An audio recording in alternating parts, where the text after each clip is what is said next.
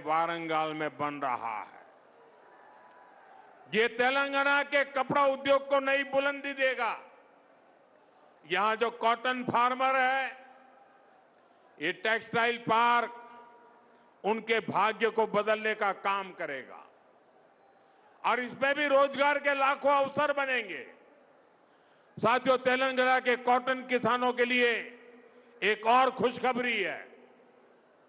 हाल में ही कॉटन की प्रोडक्शन और क्वालिटी बढ़ाने के लिए केंद्र सरकार ने एक नए मिशन को स्वीकृति दी है। हजारों करोड़ रुपए के इस मिशन से यहां के लाखों कपास किसानों को मदद मिलेगी, किसानों की आय बढ़ेगी और टेक्सटाइल सेक्टर के लिए कपास के इंपोर्ट पर भारत की निर्भरता भी कम होगी। साथियों, बीजेपी का फोकस विकास पर, रोजगार निर्माण पर है, लेकिन कांग्रेस यहां क्या कर रही है, ये आप अच्छे से देख रहे हैं। देश के सिर्फ 3 राज्यों में ही अभी कांग्रेस के मुख्यमंत्री बचे हैं। सिर्फ 3 राज्य। कांग्रेस कहीं भी हो, इनका एक ही मॉडल है, पहले झूठ बोलो और फिर भूल जाओ। चुनाव जीतने के लिए आसमान से तारे तोड़ करके लाने के वादा करते हैं और सरकार बनने के बाद ये बहाने करने लगते हैं। साथियों, हिमाचल और कर्नाटका में कांग्रेस अपने वादों को भूल गई है। वहां की जनता कांग्रेस सरकार से बहुत परेशान है। यहां तेलंगाना में भी यही सब चल रहा है। साथियों, कांग्रेस की प्राथमिकता जनता की सेवा करना नहीं है।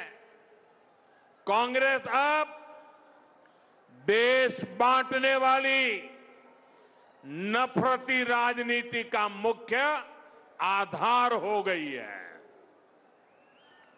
कांग्रेस लेफ्ट पार्टियों से भी ज्यादा लेफ्ट यानी पक्की और विकृत माओवादी हो गई है और मुस्लिम लीग से ज्यादा कट्टर वो मुस्लिम लीगी बन गई है। इसलिए लोग कांग्रेस को एमएमसी यानी मुस्लिम लीगी माओवादी कांग्रेस कह रहे हैं। ये मुस्लिम लीगी माओवादी कांग्रेस है। साथियों, देश को माओवादी आतंक के कारण इतना नुकसान हुआ है। तेलंगाना को भी बीते दशकों में माओवादी आतंक के कारण बहुत कुछ भुगतना पड़ा। माओवादी आतंक इतने वर्षों तक इसलिए देश में चलता रहा क्योंकि कांग्रेस और लेफ्ट जैसे कुछ राजनीतिक दलों ने इसको लगातार वैचारिक हवा दी। लेकिन दुर्भाग्य देखिए, आज जब माओवादी आतंक अपनी अंतिम सांसें गिन रहा है, तब भी ये लोग माओवाद को, नक्सलवाद को बचाने में लगे हैं। बीते 11-12 सालों में कांग्रेस के शाही परिवार ने लगातार कोशिश की है कि माओवादी आतंक के खिलाफ एक्शन न हो।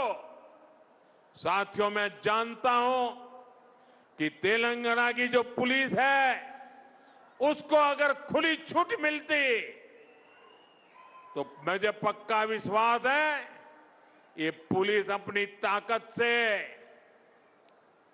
केंद्र की नीतियों के साथ कदम मिलाकर अगर वो चलती तो बहुत पहले ही माओवादी आतंक का खात्मा हो चुका होता। लेकिन इन लोगों ने साथ नहीं दिया, इसलिए देश को माओवादी आतंक को पूरी तरह कुचलने में इतना वक्त लग गया।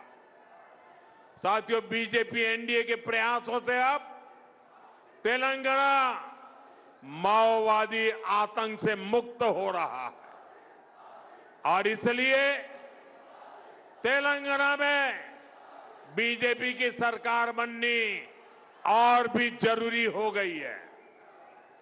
बीजेपी की सरकार यहां नई सोच, नए विजन और नए कमिटमेंट के साथ सरकार चलाएगी, जिसका लक्ष्य होगा विकसित तेलंगाना। साथियों, आज भारत तेजी से विकसित होने के लक्ष्य की तरफ आगे बढ़ रहा है, लेकिन इस समय भारत कई विराट चुनौतियों का मुकाबला भी कर रहा है। साथियों, कोरोना काल के दौरान ही दुनिया सप्लाई चेन के बहुत बड़े संकट से गिर गई थी। कोविड के बाद यूक्रेन में युद्ध शुरू हो गया, उसने दुनिया की परेशानियां और बढ़ा दी। फूड, फ्यूल, फर्टिलाइजर, इन तीनों चीजों पर गंभीर प्रभाव पड़ा। बीते 5-6 वर्षों में इस संकट से निपटने के लिए हमारी सरकार निरंतर प्रयास कर रही है। आपको याद होगा, उस समय और आज भी फर्टिलाइजर की एक एक बोरी दुनिया में 3-3 हजार रुपये में बिक रही थी। एक बोरी का 3,000 रुपया। कितना? आप बताएंगे एक बोरी का कितना? आंकड़ा नहीं, बोलिए मुंह से। 3,000 रुपया एक बोरी का। कितना? एक बोरी का कितना? एक बोरी का कितना? और भारत के किसानों को वही खाद की बोरी 300 से भी कम रुपये में दी जा रही है। 3,000 के सामने 300 रुपये में। सप्लाई चेन की इन मुश्किलों के बीच पिछले 2 महीने से हमारे पड़ोस में ही इतना बड़ा युद्ध चल रहा है। इसका असर पूरी दुनिया पर पड़ा है और भारत पर तो और भी गंभीर असर हुआ है। साथियों, भारत के पास बड़े बड़े तेल के कुएं नहीं है। हमें अपनी जरूरत का पेट्रोल, डीजल, गैस, ये सब बहुत बड़ी मात्रा में दुनिया के दूसरे देशों से, बाहर से मंगाना पड़ता है। युद्ध की वजह से पूरी दुनिया में पेट्रोल, डीजल, गैस और फर्टिलाइजर के दाम बहुत अधिक बढ़ चुके हैं, आसमान को भी पार कर गए हैं। अड़ोस पड़ोस में देशों में क्या हाल है वो तो अखबारों में आता है। भारत सरकार इस युद्ध के पिछले 2 महीनों से देशवासियों को इस संकट से बचाने के लिए लगातार प्रयास कर रही है। नागरिकों पर बोझ न पड़े, इसके लिए सरकार सारा बोझ सरकार खुद अपने कंधे पर उठा रही है। लेकिन साथियों, जब सप्लाई चेन पर संकट लगातार बना रहे तो हम कितने भी उपाय कर लें, मुश्किलें बढ़ती ही जाती है। इसलिए अब देश को सर्वोपरि रखते हुए, मां भारती को सर्वोपरि रखते हुए हमें एकजुट होकर के लड़ना होगा। हमें याद रखना है, देश के लिए मरना ही सिर्फ देशभक्ति नहीं होती है, देश के लिए जीना और देश के प्रति अपने कर्तव्यों को निभाना, वो भी देशभक्ति होती है। इसलिए वैश्विक संकट के इस समय में हमें कर्तव्यों को सर्वोपरि रखते हुए कुछ संकल्प लेने होंगे और उन संकल्पों को पूरे समर्पण भाव से पूरा करना होगा।